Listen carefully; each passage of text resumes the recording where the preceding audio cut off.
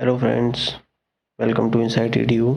सो आज हम डिस्कस करेंगे इंडियन ज्योग्राफी के प्रीवियसली आस्क्ड क्वेश्चन जो कि आपके एचपीएसएससी एग्ज़ाम में पूछे गए हैं, उनको हम डिटेल में डिस्कस करेंगे। सो चलिए शुरू करते हैं।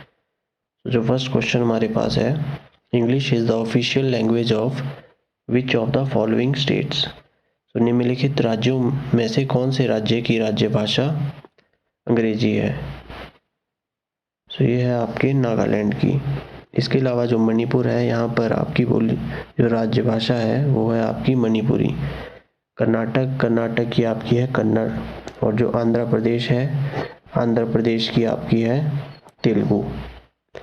और जो इसके अलावा जो नागालैंड के अलावा जो राज्य है जिनकी राजभाषा इंग्लिश है वो है आपका अरुणाचल प्रदेश, मेघालय और वेस्ट बंगाल। वेस्ट बंगाल में आपका इंग्लिश के साथ साथ बंगाली भी ऑफिशियल लैंग्वेज है।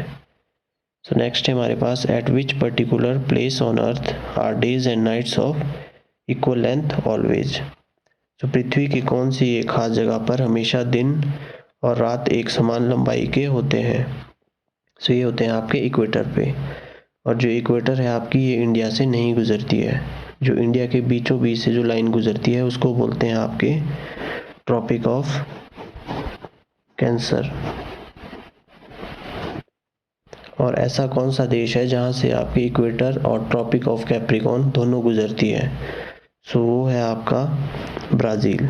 सो ब्राज़ील आपका ऐसा देश है जहाँ से इक्वेटर एंड आपकी जो ट्रॉपिक ऑफ कैप्रिकॉर्न है वो दोनों गुजरती है। इसके अलावा जो ट्रॉपिक ऑफ कैंसर है वो इंडिया के कौन कौन से राज्यों से गुजरती है। सो वो स्टेट्स है आपकी गुजरात, राजस्थान, मध्य प्रदेश, झारखंड, छत्तीसगढ़, त्रिपुरा, मिज़ोरम, वेस्ट बंगाल।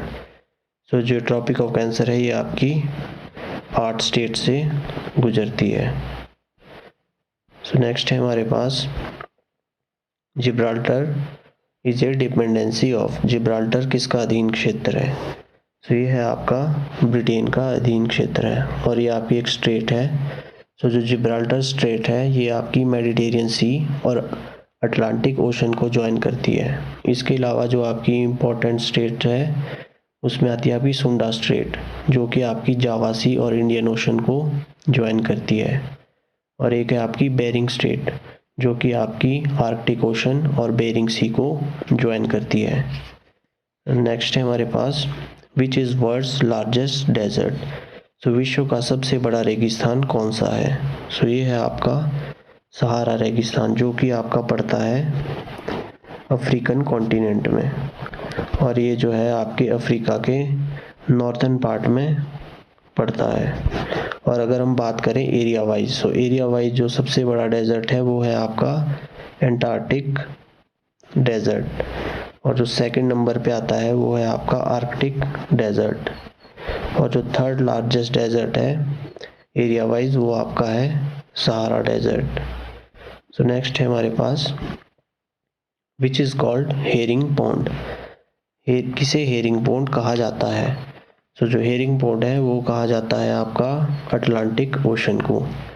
जो अमेजन नदी है आपकी वो कहाँ गिरती है, वो आपकी गिरती है अटलांटिक ओशन में। और इसके अलावा जो आपकी कोंगो नदी है वो भी आपकी गिरती है अटलांटिक ओशन में। और जो इसके अलावा आपका लार्जेस्ट ओशन जो है वो है आपका पैसिफिक ओशन। और जो स्मॉलेस्ट ओशन है वो है आपका आर्कटिक ओशन। सो लार्जेस्ट है आपका पैसिफिक ओशन और स्मॉलेस्ट है आपका आर्कटिक ओशन। सो नेक्स्ट है हमारे पास, the widest gap across the western Ghat is. So पश्चिमी घाटों में सबसे बड़ा अंतराल है। सो ये है आपका पाल घाट। और जो वेस्टर्न घाट है इनको हम सह्याद्री के नाम से भी जानते हैं। और जो वेस्टर्न और ईस्टर्न घाट को आपस में मिलाती है उनको बोलते हैं आपके नीलगिरी की पहाड़ियाँ। सो जो नीलगिरी की पहाड़ियाँ हैं वो आपके वेस्टर्न और ईस्टर्न घाट को आपस में मिलाती है। और जो वेस्टर्न घाट है यहाँ से कुछ नदियाँ भी निकलती है, जैसे आपकी गोदावरी होगी, कृष्णा होगी, कावेरी हो गया एक्सेट्रा। और ये आपके वेस्टर्न घाट जो है यूनेस्को की हेरिटेज लिस्ट में भी शामिल है। जो इसको शामिल किया गया था वो किया गया था 2012 में। इसके अलावा जो यूनेस्को की हेरिटेज लिस्ट में शामिल है, जैसे आपकी अजंता की गुफाएं जो कि महाराष्ट्र में है, सो इनको शामिल किया गया था 1983 में। आपकी जो अजंता की गुफाएं हैं इनको शामिल किया गया था आपका यूनेस्को की हेरिटेज लिस्ट में। और जो हिमाचल में जो आपकी यूनेस्को की हेरिटेज लिस्ट में शामिल है उसमें आपका ग्रेटर हिमालयन पार्क, जिसको कि शामिल किया गया था 2014 में। और इसके अलावा आपका कालका शिमला रेलवे लाइन, जिसको शामिल किया गया था यूनेस्को की हेरिटेज लिस्ट में 2008 में। और नेक्स्ट है हमारे पास, at which place will you find maximum sunlight in December.